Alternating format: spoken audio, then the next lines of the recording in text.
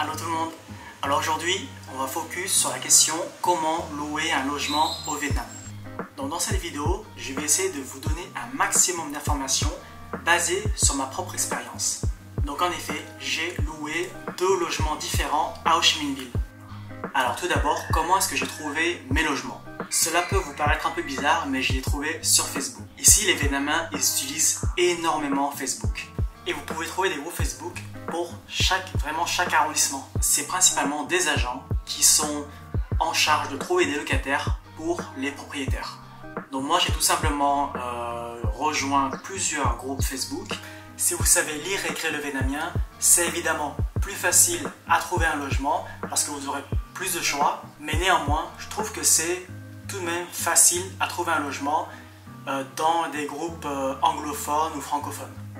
En général, les agents sont hyper réactifs et donc il suffit de leur donner vos critères de recherche et eux, ils s'occupent de trouver le logement qui correspondront à vos critères. Et puis, quand il y a une annonce qui m'intéresse, je laisse un petit commentaire sur l'annonce.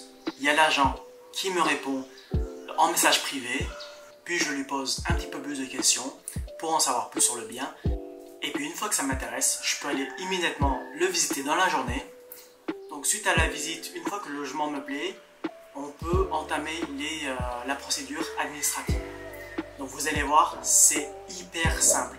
C'est beaucoup plus simple qu'en France. Donc le seul document qui est requis pour faire le contrat, c'est votre passeport. Il y a juste ça.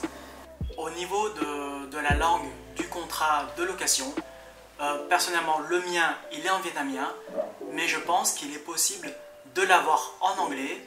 J'ai déjà demandé à une personne et elle m'a dit que c'était possible qu'elle le fasse en anglais. À mon avis, les agents qui sont dans les groupes d'expat, je pense qu'ils font les contrats de location en anglais. Si je dis une erreur, n'hésitez pas à me corriger dans les commentaires. Pour la durée du contrat, c'est minimum 6 mois. J'ai déjà demandé pour des durées inférieures, mais à chaque fois, ils m'ont dit non. Au niveau de la caution, elle est généralement de 1 à 2 mois, donc ça dépend du propriétaire.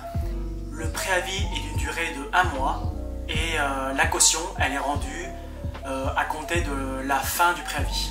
Pour les états des lieux, je pense que ça dépend vraiment du propriétaire. Pour le premier logement, l'état des lieux d'entrée, c'était vraiment très rapide parce que c'était tout neuf, il n'y avait personne qui habitait là avant. Pour l'état des lieux de sortie, c'était assez rapide aussi parce que j'ai très bien entretenu la chambre et du coup il n'y avait pas grand chose à vérifier. Et pour le logement actuel, j'ai pas eu du tout d'état des lieux d'entrée. Je pense que la proprio s'en fout. Donc voilà, le processus entre chercher un appartement et la signature, ça peut aller vraiment très vite, ça peut se faire même en une journée. Comme en France, les logements peuvent être meublés ou non meublés. Après, vous avez les services apartments. C'est super pratique parce que vous avez plusieurs services qui sont inclus, comme par exemple, le logement déjà, il est vraiment tout meublé. Des fois, il suffit d'acheter les draps, les housses, etc. Mais voilà, c'est tout meublé. Vous avez ensuite la machine à laver, le parking, et même dans mon logement précédent, j'avais un distributeur d'eau froide et chaude. Donc en général, dans ce genre d'appartement, vous venez juste avec vos valises et c'est bon, vous pouvez vous installer. Dans les services appartements, vous pouvez aussi bien rester sur du court terme que sur du long terme. Donc maintenant, je vais vous donner quelques petits conseils et astuces pour lors de votre recherche de logement. Cela paraît vraiment très évident, mais allez visiter le bien en physique. J'ai fait l'erreur de ne pas le faire pour mon deuxième logement. Je me suis contenté que des photos d'une petite vidéo de présentation du logement. Et du coup, j'ai accepté de signer le contrat à distance. Et quand je suis arrivé dans le logement, là, il commençait à y avoir pas mal de problèmes. Que ce soit des problèmes extérieurs et intérieurs du logement. Donc, je suis pas du tout satisfait de mon logement actuel, mais heureusement que je vais bientôt partir. Ensuite, mon deuxième conseil serait, je pense, privilégier d'abord les logements modernes. Pourquoi? Parce que je pense que l'isolation sera meilleure que des logements traditionnels ou un peu anciens. Alors mon premier logement, c'était dans un logement qui était tout neuf, c'était un logement moderne, on va dire, et j'avais pas de problème sonore, alors que le logement actuel que j'occupe, c'est un logement qui est ancien, faut le dire, et au niveau sonore, j'entends tout qui se passe à l'extérieur, j'entends les voisins qui s'engueulent, j'entends les enfants qui crient, qui s'amusent. J'entends des fois bon là, heureusement j'ai des voisins qui sont plutôt discrets, mais j'entends des fois les voisins parler.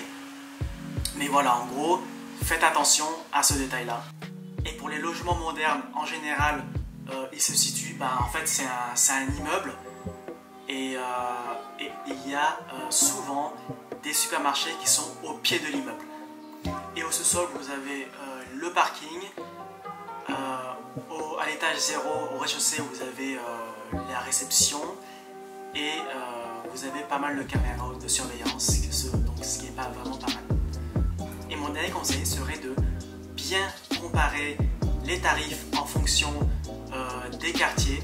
Donc n'hésitez pas à demander sur les groupes Facebook plus d'informations sur les différents quartiers, les différents arrondissements de la ville où vous cherchez le logement, et bien sûr le prix du marché.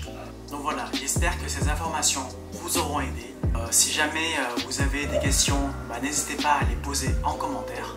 Et comme d'habitude, n'oubliez pas, restez focus!